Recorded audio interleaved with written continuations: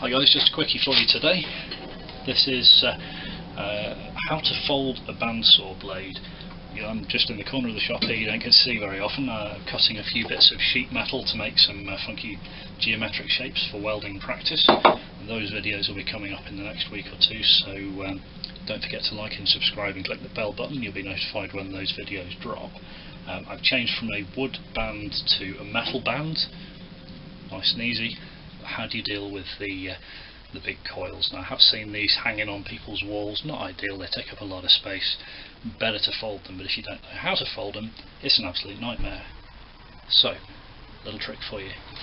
I'm going to grab it on opposite sides, rotating one hand. So I've got one hand facing up, the other hand facing down, right in the middle.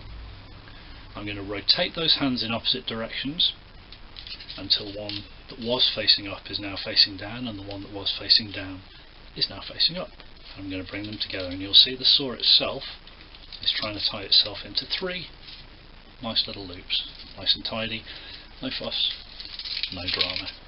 Pop that out again, show you one more time.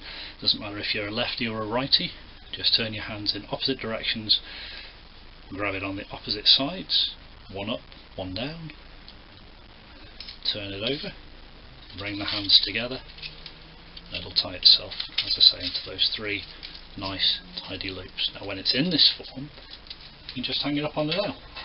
It's really not that big a deal. I'm not going to try and spring all over the place, but if you try and twist it any other way, it's going to be coiling all over the shop. And remember that this is a saw blade. It can do you some damage, particularly if it uncoils in your face as you knock it walking past it. So there you go, that's it. If that's been useful to you, don't forget to hit that like button, and I will see you next time. Take it easy guys.